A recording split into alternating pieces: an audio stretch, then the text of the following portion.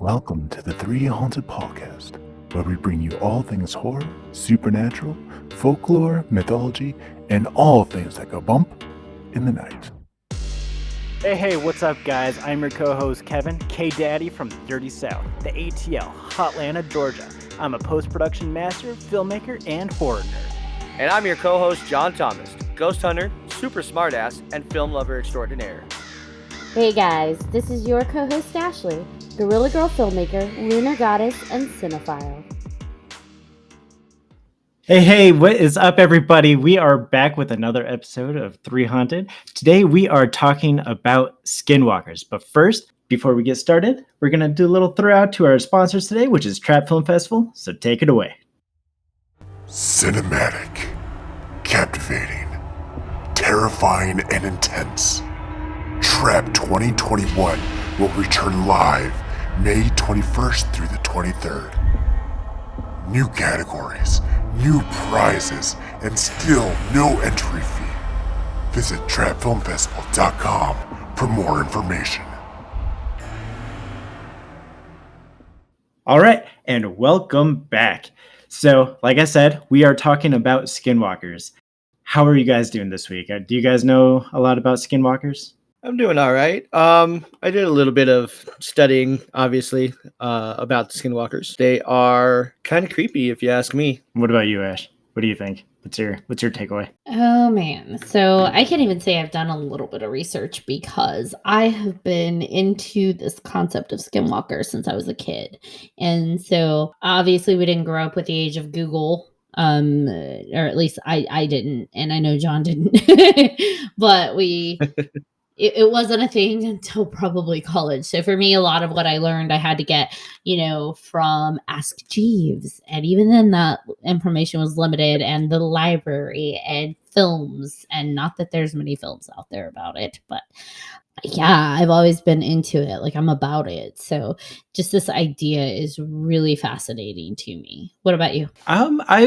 It's definitely come up in conversation throughout my life, but I've never really taken the time to really take a step back and look into it. Like, I've talked more about shapeshifters than I have skinwalkers. So to me, I always had assumed that they were the same, but having done more research and looking into it a little bit more, it's just amazing how different they actually are. I mean, I'd actually say they are a variation of shapeshifting. Granted, they're limited within their scope of what they can shapeshift into, but it's this idea that they can shift into animals that are four-legged. And to me, that is shapeshifting. You're going from one form to another. I would say that shapeshifting is the umbrella, and skinwalkers are a form of that. Now, it's not... I agree with that. Yeah, it's not like anybody can shapeshift, though, at least when it comes to a skinwalker. They're very specific on what type of person can become a skinwalker, at least in the Native American legends.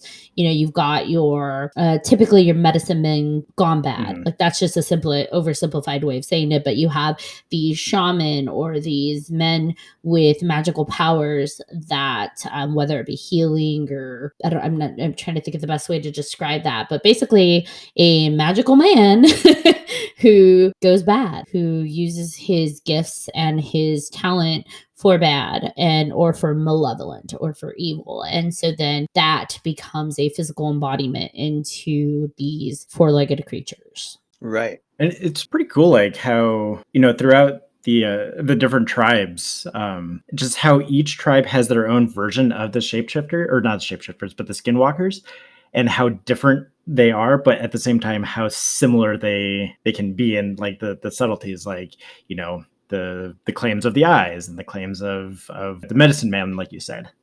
Yeah, I mean, I think that most of them agree on what it looks like, though. It's like a deformed animalistic body with like a marred face and blazing orange-red eyes. Like, that's pretty specific. And the fact that most of them fall in line with that description, like, that's pretty specific, which makes you kind of lean towards what exactly are they encountering out there that looks like this? Because It's like we see in different cultures where there's mythological creatures like the cryptids, and they all come to an agreement on what something looks like. And it's very specific, and it makes you wonder what people are actually encountering out there, because that doesn't seem like a coincidence. Can I touch on the eyes really quick? There's something that I read about it that just stands out to me, and it's so interesting because, like, yes, the eyes are notorious to being like a orange or yellow or a red, but the thing that I had read was that when the Skinwalker is in their human form, their eyes have a certain look to it. Like, it's almost animalistic, it's almost predatorial. When they have shifted into their animalistic form, their eyes almost have like a humanistic form. Like, there's something off. Like, it's not human, it's not animalistic, it's not one or the other. And to that point, like, what do they say about eyes? They say that the eyes are the windows to the soul. And so it's like, yeah, these skinwalkers, their bodies are physically changing from one being to the next, but their eyes are in essence remaining the same and not quite shifting. So what do you guys think of that? Like, do you think that the eyes are actually the window of the soul, and that's why the eyes are such a notorious part of the skinwalker folklore? I think they are. And, and to kind of continue on to what you were saying about the eyes, they also say that if a human kind of locks eyes with the skinwalker is able to possess them and make them do things that they normally wouldn't do, which is creepy as hell, of course. But I don't know. That's just weird to me. It's kind of cool, but kind of witchcrafty. You know what I mean? I mean, I take it as an energetic perspective. When our eyes are focused on something, we are energetically open. We are absorbing, we're taking things in. When we read books, when we watch movies, we consume, we're actually taking in physical scientific light into our eyes, which is a form of energy, right? So we are absorbing energy into our eyes. Do I think that some animalistic thing can possess me by looking at me in the eyes? The skeptic in me thinks that's a stretch. But do I think that there is something about the eyes being a window to the soul? Potentially. I do think we absorb energy through it. So if we're going out on a limb and saying that skinwalkers carry some kind of animalistic possession potential through eye contact, I guess that would depend on a few things. Are you vulnerable and open and willing? Because I don't think anyone can just go in eye contact to get possessed. Like, let's say hypothetically this is real. I think you have to be open to that. So if you're walking around just sucking it all in, all of the energy, and you are in that vulnerable space where something can do that, well, you just made a skinwalker's day. It'd make dating it a hell of a lot easier. Right? And, because they do feel that you have to have already had these magical type of powers, whether they be through healing or some other purpose, and those tend to be within their male figures, so their shaman and their medicine men, it would make sense that most skinwalkers are attributed to be male. But that doesn't mean that children and women cannot be skinwalkers. I know that they do believe if a child or a woman commits some kind of like deep-seated taboo crime, or they murder someone in their family, they can then become a skinwalker as well. And I know there are some people who want to be initiated into becoming a skinwalker, that they will go through the rituals of killing a family member to try and become a skinwalker. Yeah, that's just crazy. I don't think I could ever do that. I don't think I could ever kill anybody that close to me, just to get those powers. I mean, in that folklore, even muggles can become their their ultimate shape-shifting form. Right. I do find it interesting. They wear the fur or the hide of whatever animals that they want to skinwalk into. And so it's taboo, or it's a bit less of a practice to wear animals of like a predator background, because that's almost an implication that you're like, hey, I'm gunning for being a skinwalker, or I am a skinwalker, and this is what I'm gonna turn into tonight. Yay, festivities, party at my house. So they tend to wear hides of animals that are animals of prey, not predator animals. Right, like sheepskin, they can wear leather, they can wear the buckskin, and that's that's all good for them. Sometimes they do wear like the skulls and antlers on their heads as well. Yeah. That would give them like extra power And I feel like that's just interesting, right? Because it's like this, that's my Hallmark card. That is like my big sign, my neon sign over my head that says, "Hey bitches, I'm a Skinwalker." Because, it's supposed to be like they don't talk about this to outsiders is what I've No. read. They don't really give this information out. And so it's just like if it's so taboo to talk about, wouldn't it be something that you want to be held secret, or is it an intimidation thing? Like if I were trying to scare the bejesus out of people into not messing with me, I'd be like, all right, honey, go get me a wolf coat and I'm gonna get some antlers and wear it out just to put a point across. I may not be a skinwalker, but I'm gonna go scare some people into doing what I say. So I got a question for you guys. Yes. If you were a skinwalker, what would you want to turn into? Oh my gosh. If I were an evil creature, what would I want to be? Yeah. I'm going there. That's a tough one. All right, I'll start. How about that? Make it easy. I mean, it was your question. Yes, go ahead. I would go with a coyote. I mean, you guys know me. I'm a sucker for dogs, so I am hands down going to go with either coyote or wolf. Probably actually more of a wolf because I tend to be a night owl. And I love the moon, so I will always howl at that moon. I've heard him do it once or twice. Just saying. It explains so much. I honestly wouldn't be surprised if you have, John. So in theory, if I had to pick an animal that was more Native American in origin, I would say the wolf. Graceful, powerful, strong creatures with like pack loyalty. I don't think it's a bad thing to, in theory, be something like that kind of animal. Now, if I could pick any animal that was a predator, I would pick a panther. I would totally pick a panther. I can see that. That'd be cool. Yeah. That's hot. No, I'm just joking.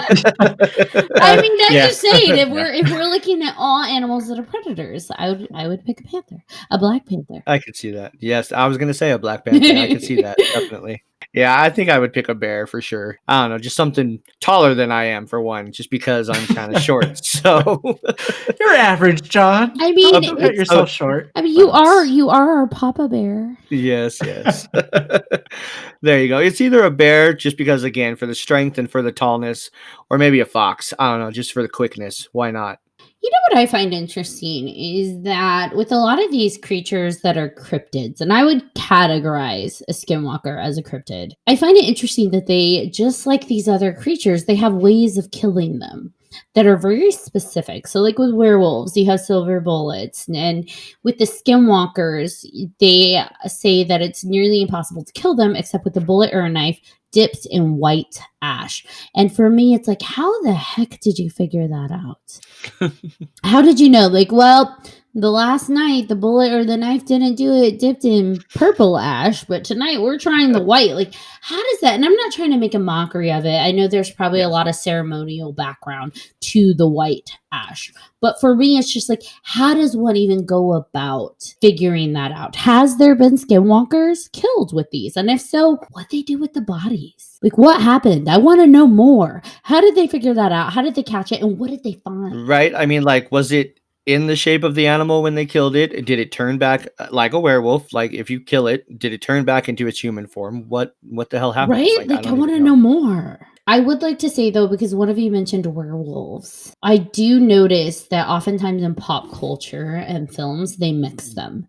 They mix the concept of the skinwalker and the werewolves. And I can see how that happens because skinwalkers can transform into or shift into wolves. But I think it's so much beyond that. And it gets limited. It's so short-sighted limited by film and television where it gets lumped in with the werewolves. Like there was a 2006 film named Skinwalkers with Jason Bear. And it's werewolves. It's a group of werewolves, but they call it skinwalkers. That really got under my skin because it's like I feel like they're banking off of this association that isn't actually true to the actual origins of it. To your point, a show that I feel like did justice to the idea of the skinwalker was the HBO show last year, The Outsider. Jason Bateman. The Outsider did such a fantastic job with staying true to the folklore, and there was actually scenes within the show that really tie back to like what we were talking about with the wearing of the predatorial skins, and they really did do their research, and Stephen King did such a great job with building that world of honoring the folklore. I haven't checked it out. I'll have to definitely watch that for sure. There's so much history to this. It's not like people are just saying, oh man, there's these animals out there hunting our cows and our livestock that we can't explain. Like, they have such a deep rooted history on how the skinwalkers affect them, whether it be famine, a bad harvest, or so much more that gets attributed to the skinwalker and the presence of a skinwalker, because the skinwalker is associated to magic, right? This supernatural power that it does more than just like murder or kill or take the animals. It has an effect on the reservation and tribe as a whole, bringing bad luck, in simple terms, to them. I find it interesting that it gets associated with a lot of things, more so than just the typical, oh, our cows were slaughtered. It's so much more than that, and it's so complex, and I could go on and on about skinwalkers. I've actually had a little bit of fascination myself with skinwalkers and just transforming into an animal itself. When I was younger, have dreams to where I was sprawling or walking on all fours around a neighborhood. And I know they were dreams, but they seemed so real to me. It was just really weird to me that I could see all of these things in a dream and just know that, I'm actually outside walking around on all fours, crawling around, just looking for things and chasing things. And it was really strange to me. So I don't know. I mean, obviously that has nothing to do with any of this, but it's just crazy and creepy to me. I don't know. Just bringing up dreams that I just remembered I had when I was younger.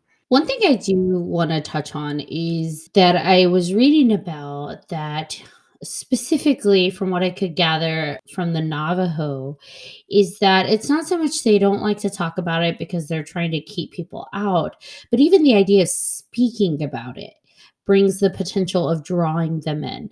Like, talking about skinwalkers is enough energy to actually draw skinwalkers into their tribe or reservation land. And I'm so down with that. Like, I believe that in general. And maybe that makes me crazy, but I do believe that talking about things, depending how you talk about it, carries energy in itself. And so what you speak, if it carries enough energy, actually can manifest it. It's the law of attraction. Mm-hmm.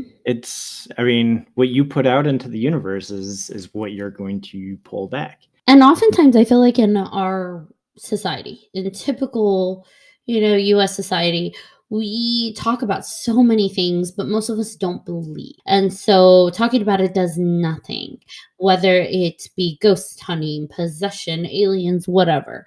We get excited talking about things like, ooh, maybe it could be real, but we don't actually believe in it. And I feel like this is so ingrained into a culture that it does carry more energy because it is real to them. And so just by talking about it is enough to pull it in.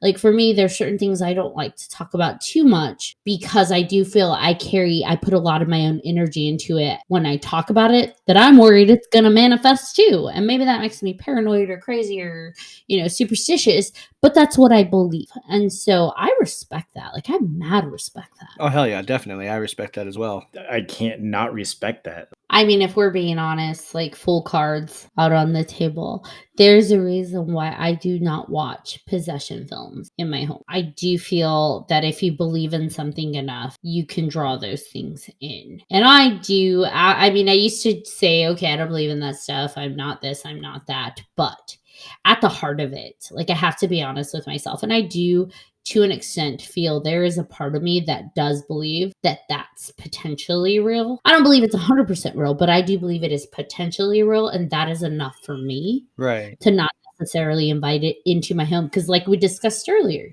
Circling back, eyes are the window, right? So if I'm watching something and my energy is pulling it in, I do kind of worry about that being pulled into my home. And so it's just like, you know what? I'm good. I'm not going to watch those films. Like Kevin even knows. We were talking about, movies to watch during Halloween. And I'm like, I will not watch The Exorcist in my home. Now, I'm weird. And it's like, okay, I might go with a group of friends and have some drinks and watch it in somebody else's home. Let them pull that into their house.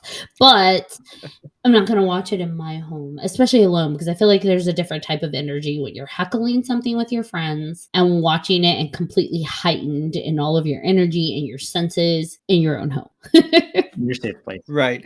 And to kind of go with that, we joke around about the ghost hunting shows because most of the time they're bullshit. But in some cases where there is quote unquote demonic activity and they know the specific name of the demon, they will not say it just because of the fact that even if they speak it out loud, people that are watching it on TV, it could affect them as well watching it on TV alone, like you're saying with the possession stuff. So they blank it out or they don't say it at all just in case. And they do, and I've seen a couple episodes where they're like, all right, we're not going to say the name of this because this is going to happen and we don't want to chance that for everybody getting fucked up, basically, to say. I know one of the names. Yes. But we're not saying that because that's Nope. not what we do. Not what we do. That's not what we do. I am very much intrigued by cryptids, by their commonality across the world, how you can find creatures with different names among every culture, which just fascinates me. Like how are these groups describing the exact same thing and why? Like, what are those? What is actually out there that people are experiencing? Because it's not like this person who's in Russia speaking a Russian language is going to be able to like describe exactly what this Native American person is speaking. And I know we're getting into another subject of mythology and folklore that Kevin loves, but Yes. The thing that like you actually touched on something, that the difference between languages and how things can be common. Like rewind 30 years ago, pre-Google. It's not that long ago.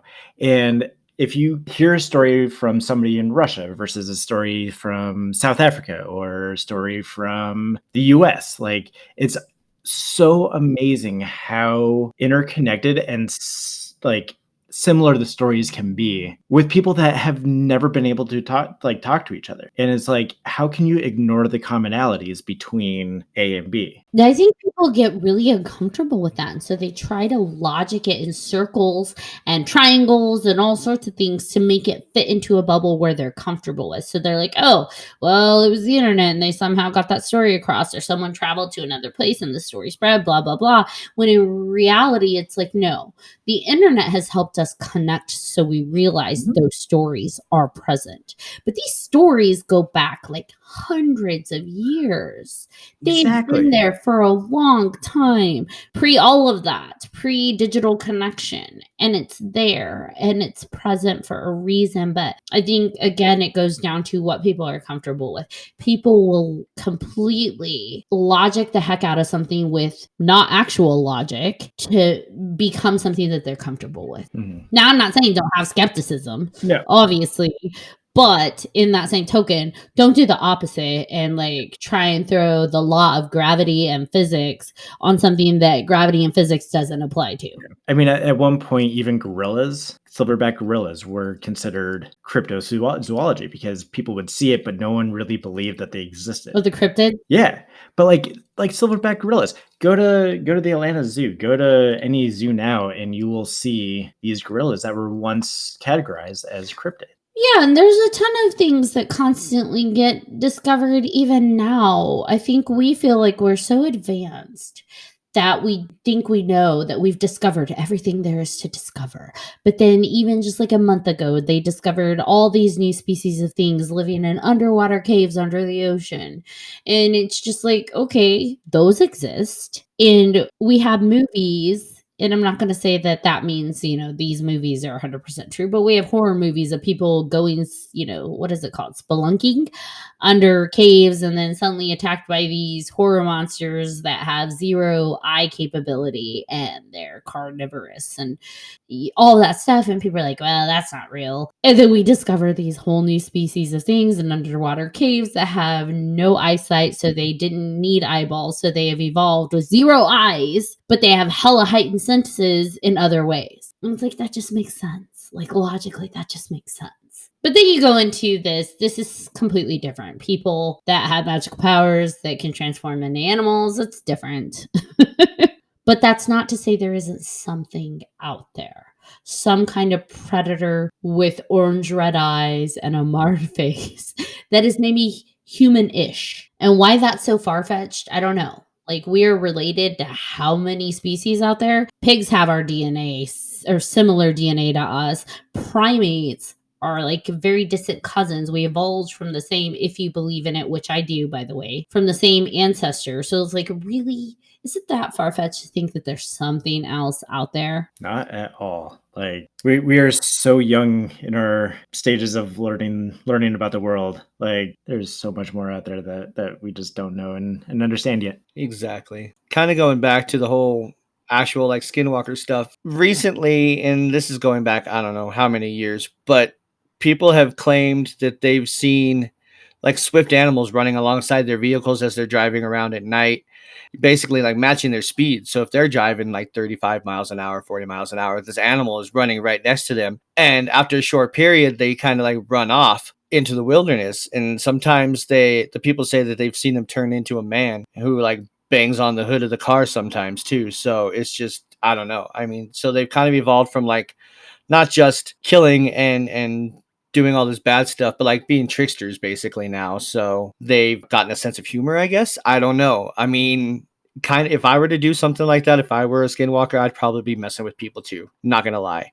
The way that I am, I'd be running around trying to mess with them while they're driving too. So I don't know. Kind of funny because like you call them like tricksters, Right. And if you look at the predatory nature of some of the more common ones, like the coyotes, the wolves, the foxes, the cougars, the dogs, The hyenas. they're almost like, as a predator, they're almost tricksters in nature anyways. Okay, let's just play devil's advocate for a moment. And Ooh, I like these games. let's just say these are real. All right, Skinwalkers are real. Okay. If they originate from very smart medicine men, because let's be real, if you're healing people, you have to have a bit of a brain, right? You've got a lot of intuition and you've got to know your plants and all the things, how to heal. So let's say they're real and they're evolving from these very smart people. Well, it's not like they're stuck 400 years ago. They're evolving with us, right? So people have guns, people have shotguns. Do you think a predator is going to keep attacking people knowing that they've armed up and evolved with us? It's not like you have this creature that started back 2,000 years ago and it's the only one and it's stuck in its ways. Like they evolve with us too, right? Just like animals do. So let's just say these are real and they're sentient beings. I mean, people have evolved. They arm up. They're a little bit more frisky and trigger happy. So, of course, aren't you going to see maybe a little bit more shenanigans, less aggressive behavior so they don't get hunted out as easily? In general, people are, they're not musket loading anymore. You can't attack people living by themselves with nobody around for thousands of miles to, own this. The society has grown. People are clustered more. There's larger communities. People have access to weapons more. So if these things are real, don't you think they might have changed up their game plan a little? Probably. Definitely. Going back to the predatory nature of like coyotes and wolves and all that, like as humans have kind of taken over building houses in their natural habitat, like they've had to grow and adapt into how they get their food. So why wouldn't the Skinwalker have to adapt and grow into what the world is today? We've grown as communities, and it makes it a lot harder to attack and infiltrate. This isn't a horror movie where something can come pick us off one by one and suddenly kill, a whole community of 10,000 people. Like it doesn't work like that. And so We see it even now with the pandemic. I'm going to take it back to COVID. What happened when people stopped being out and they were in their homes? Wild animals actually started coming in more. We heard about bears coming into cities, and actually even my own town that I'm living in right now, there's a pack of coyotes that are actually starting to come in more. And you see them running along the road, hunting rabbits, which is something they never would have done before in the middle of the day because people are out less. And so it's like they adapt and they move out of our main areas, right? Even like reservations have grown themselves. So it's not like Native Americans. I think people often feel like Native Americans are set back 3,000 years and they're still living the same way that they used to 3,000 years ago. Like people do a disservice to Native American tribes. And it's just like, no, they are smart people that have also grown in their communities. And so animals by nature have moved out a bit, and their patterns, it's an ecosystem, their patterns have changed as well. It's interesting with COVID because our patterns have changed so much that the wild animals are actually starting to move back in.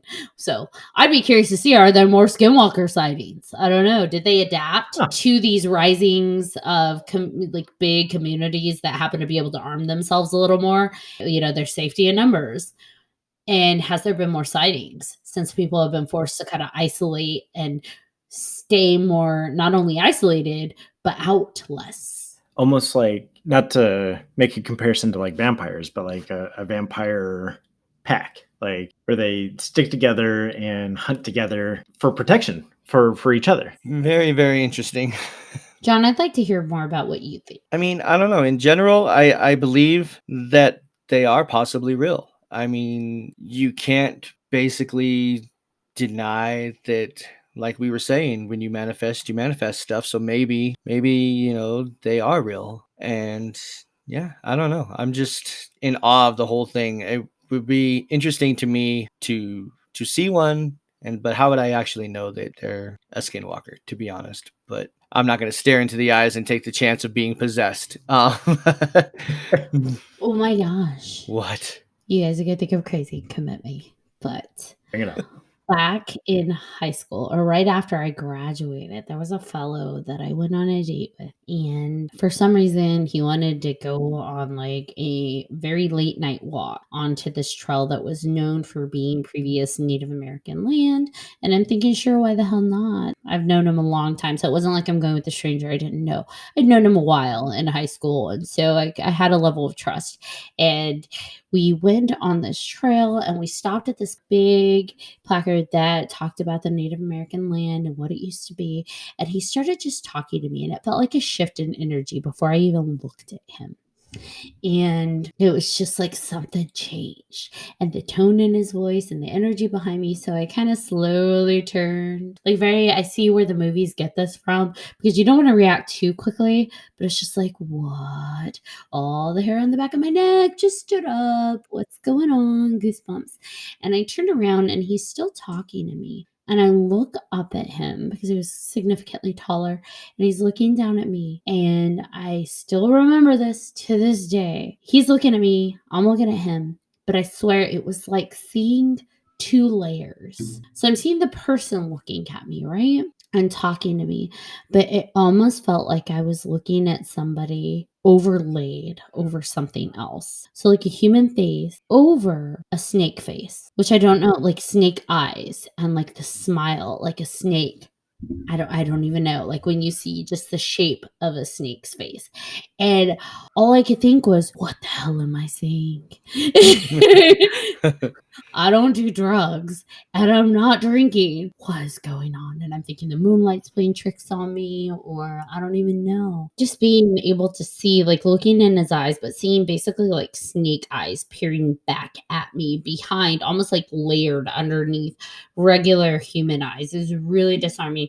And I remember thinking, I gotta run. And this is supposed to be a date, right? I booked it. Like I booked it out of that trail, running back to my car in the middle of the night. And I stood by my car because I was the one that drove, thinking, oh shit, I just ditched my date on this like trail in the middle of the night. I should probably wait for him. He must be thinking, what the heck is wrong with her? And I'm waiting there for like 10 minutes because I'd ran all the way back and remember hearing a whistling. And he comes strolling up the trail with his hands in his pockets, just whistling. And comes up to the car, over to the passenger side door, and gets in the car like nothing. Like, I didn't just freak out and run, right, away from him to my car. And I'm thinking, okay, so something's wrong.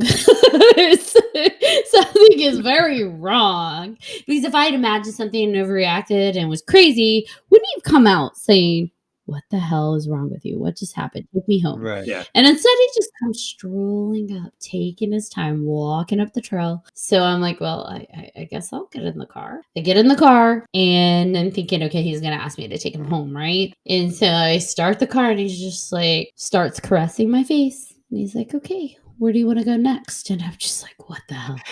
I have to question your taste in guys. First the one for the haunted house, now this guy. Like, what the fuck are you thinking? And I was the same age, both of those. That's I don't know. You know what though? With that one specifically, the haunted house guy was a new guy I had met and just like Just a douche. out and about, didn't know him too well.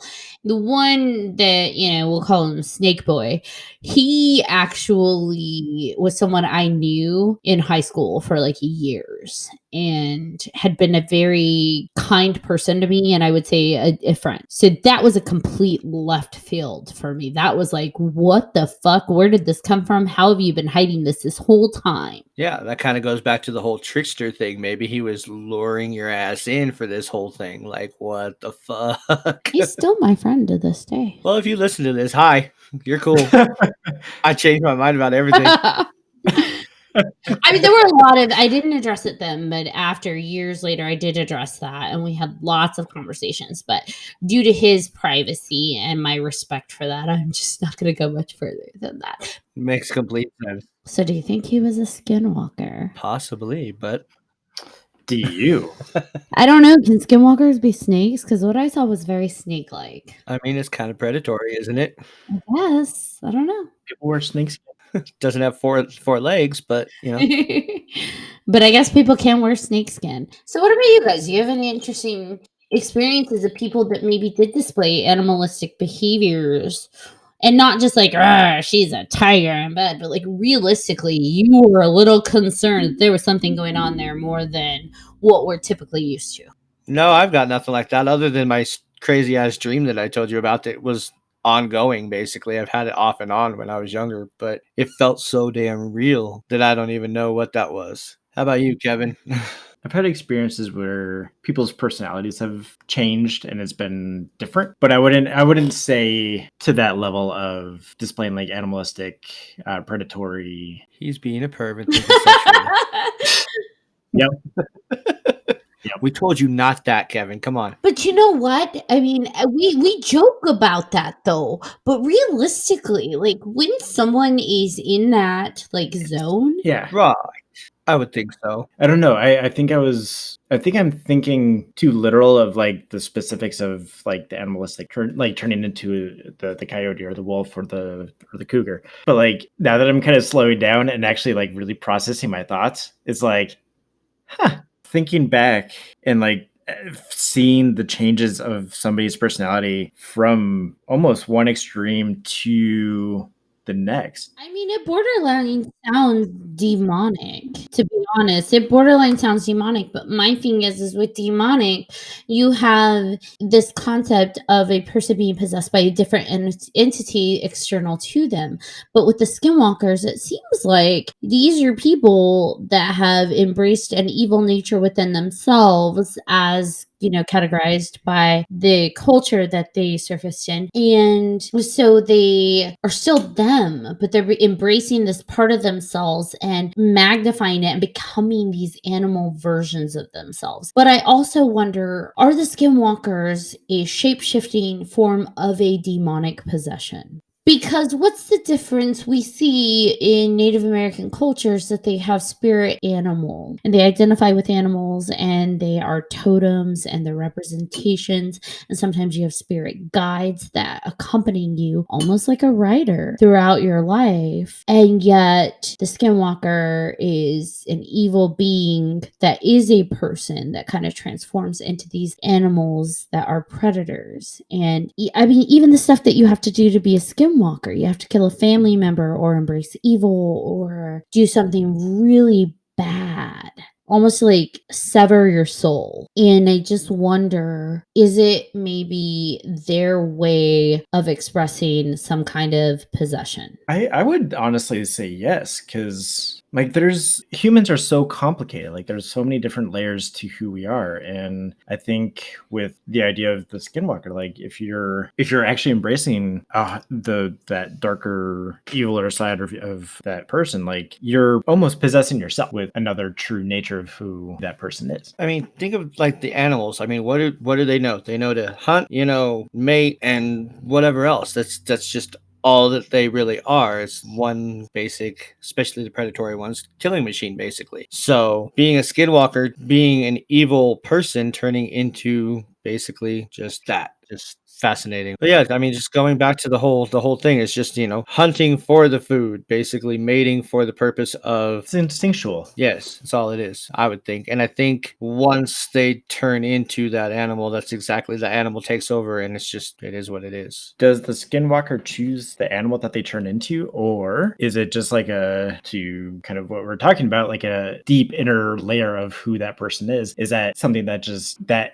animal that they turn into and that they're drawn to, is that already a part of who they are? That's a good question. Obviously, I don't know the answer to that one, but no, I like that question. That's a really good one. I mean, I would think that it's a choice because if they're able to possess humans and they wear the pelts of the animals that they shapeshift into, then I would think that they're choosing the specific forms that they're taking. But I'm not a Skinwalker. I don't know. Guess you'd have to ask one. Yeah. It seems like, if they have power and they're wearing the pelts of the animals that they turn into and they're wearing antlers or skulls on their heads to harness more power and they're able to possess humans, then it would sound to me like they are able to choose what animals they are able to shapeshift or transform into. Because it says in one of the folklore, if they're being pursued, they can change again into something else to escape. So to me, that sounds like a choice. Sure. They can choose to be something else, so they can choose what they turn into. Right. Yeah, I remember reading that somewhere, actually. That makes sense. I wish we could interview a Skinwalker. I have so many questions. I think we all do at this point. Seriously. And I mean, they're really specific because there's a difference. They respect the animals that hunt out of the circle of life and what the Skinwalker is doing. The Skinwalker is killing. It's not hunting as an animal, as a circle of life. The Skinwalker kills out of greed, anger, envy, spite, or revenge. So those are very specific things that are not attributing to a circle of life kind of sustaining your life need. And they do believe the witches of the Skinwalker, so the Skinwalkers that are witches, live on the unexpired lives of their victims. So they have to continually kill or they're going to die themselves. It's like feeding that energy, that life energy within themselves. So it's like a vampire. But there is a very similar vibe between Skinwalkers and vampires, where it's just this instinctual need and I don't want to call it a lust, but there's this instinctual drive to do these almost horrendous things. Like if you really take a step back, they are horrendous things. I know you guys have actually heard of Skinwalker Ranch in Utah. Partial focus on the Skinwalkers from there. We will be touching on the whole Skinwalker Ranch in another podcast. Skinwalkers were just a little bit of focus there. So there's a ranch in Utah known as the Skinwalker Ranch, and it was originally given its name because of the cattle mutilations on that ranch. It didn't look like it could be done by a regular animal that was a predator. It also didn't look to be done by humans. So it was given the idea of a Skinwalker Ranch. It's not just some random thing. It is actually close to what is called the 9 Mile Canyon, which has petroglyphs. And so it was a source of travel by Native Americans. So there is this idea that Skinwalker Ranch may have Skinwalkers present on it. But I mean, there's a whole lot of other stuff that they say is present on Skinwalker Ranch. It's just like a hotbed of supernatural meta, which we should definitely talk about in another episode because there's just so much interesting information. It's located near the Ute Indian Reservation. And it's near 9 Mile Canyon, which is actually interesting in itself because there's all the petroglyphs, but there's also a lot of energy near there. And it's actually one of the entrances to 9 Mile Canyon, which leads to Skinwalker Ranch, is in a little city called Price, Utah. And boy, do I have stories about Price, Utah for you. Now, the thing with Skinwalker Ranch, if you've never heard about it and you're just hearing about it for the first time, it is heavily guarded. It's privately owned. Please do not go to Skinwalker Ranch and think you can break onto the property. That is a big no-no. If you're curious, go hike 9 Mile Canyon. There is an overlook that looks over the ranch. That's as close as you're going to get. Please don't break onto people's private property. Thanks, Mom. Thanks, Mom. Thanks, Mama Ash. That is our public service announcement for the day. There's part of me that would love to go to Skinwalker Ranch. Or at least close enough. Just close, just to experience it. But to your point, Ash, healthy caution. Absolutely. Healthy caution goes a long way. And you don't take our word for it in terms of what may be meta to you.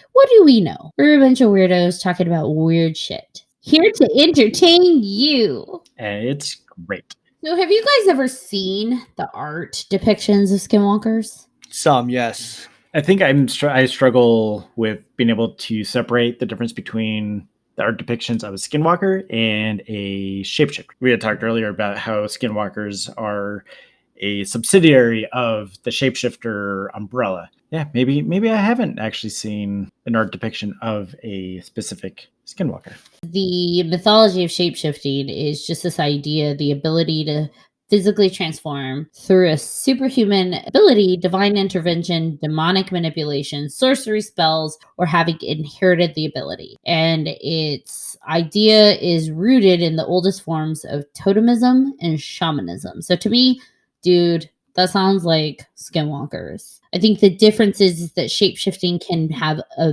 myriad of sources, whereas the Skinwalker shifting is very specific as to who can do it and how they do it. So I think it's just an umbrella. It's an umbrella concept, whereas shapeshifting creatures can include werewolves and vampires. Skinwalkers, it's more of the animals that are predators. It is limited to specific creatures, whereas with shapeshifting in general, you could be all sorts of things. Yeah, I just sent you a couple of pictures. It's fascinating and unsettling at the same time. Like it's just the depiction that they have in the actual pictures is just anything beyond what I would even think they would look like to me. So it's like there's a animalistic predatory vibe to it, but it doesn't feel like it's a predatory in a self-sustaining sort of way. Like there's like a hatred behind it that's like, I must be this predator for other reasons other than to sustain life and sustain my well-being. I mean, I guess it depends because some of these creatures look like Wendigos. And some of them, like what we've seen described as Wendigos, which is a completely separate creature that is rooted in Native American mythology, but also in our own, I think it gets muddled, but its origins, I think, do come from more of a Native American myth. And so it's just like, some of them look like Wendigos, some of them look like werewolves, but they all share a very common feature, don't they? They are murderous for the sake of something that isn't self-sustaining. It isn't part of a larger ecosystem. And so it's just interesting because, again, we're getting into the lines of how mythology is very similar across cultures. And we have very similar creatures doing very similar things for very similar reasons. And I'm going to say similar again. And they may have different names, but they're all very, very, very alike. They're all sharing commonalities. To quote Shakespeare, a rose is a rose given any other name. And to me, yeah, the name's not mattering here. Mm-mm. I respect the tradition, I honor the culture, but I also am seeing the similarities across these different myths and these different cryptids. Like they're all very similar.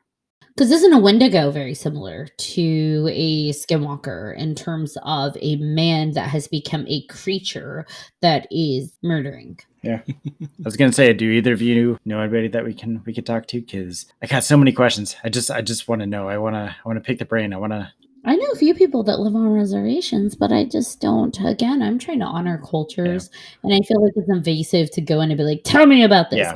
And that's why I think it's a great idea to pitch it to our Right. audience and say, "Hey, is anybody willing to share? We invite you to share this with us," versus being invasive and going in and be like, "Hey, tell me about all these sensitive things," especially if there is a concern that by talking about it is going to manifest it. I would never want to put somebody in that position. Right. Right. All right, you lovely people. Yes. Do you have yes. any last remarks about Skinwalkers that's eating at you, that's possessing you to Ha, ba-dum-bum. you know me, I gotta make a bad joke in there somewhere. No, I'm definitely curious to know more. I know myself I'm going to kind of research it more as to what I can find out. When I did the research for this, it basically came up with the same stuff on different sites and everything else. But I'll see if I can find anything else. It's one of those, I'm curious and I want to know more, and I want to keep diving deeper into the research and learning more about the history of it. Like, what had sparked this folklore and this being? Like, what is it that made it solidify itself into our history? But at the same time, I'm just going to embrace whatever information that comes. I'm going to respect the culture that comes behind it. I want to know more, and I would love to keep researching and diving deeper and getting to really understand the idea of a skinwalker, again, out of respect. Like, I will only go as far as I'm able to without pushing it, and not going to force anybody to tell me stories or go into things that they're not comfortable with. But I would honestly love to learn more about it and learn just why it's so prominent and why it has such a mark in our history and why it's been so solid throughout all of these years. I think that this would be a really good opportunity for us to look into doing more research and not just what we can find on the internet. I think that's like a super default. People rely on the internet, and if they can't find it on there, they give up.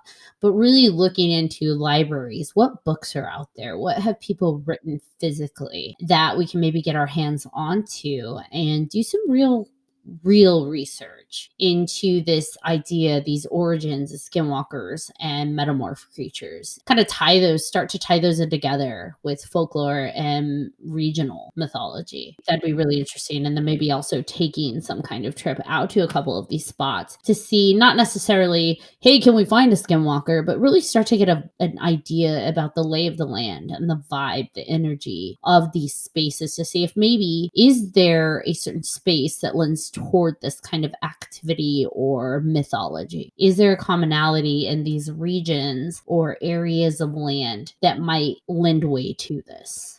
And like Ashley said, for any of our listeners that have anything to add, please feel free to message us, send us an email, do something, let us know. Or if you have any personal experiences you'd like to share, it may not even be with a skinwalker, but if you think you've encountered people that may have some kind of animalistic manifestation within them, please reach out to us. We'd love to hear your story. Please do reach out to us. Let us know. All right, everybody. Well, thank you for tuning in to the 3Haunted podcast with your hosts. I'm Ashley. I'm John Thomas. And I'm Kevin K. Danny. You have any questions or suggestions? Email us at 3hauntedpodcast@gmail.com. Also, don't forget to like us on our social media. Hit that follow button.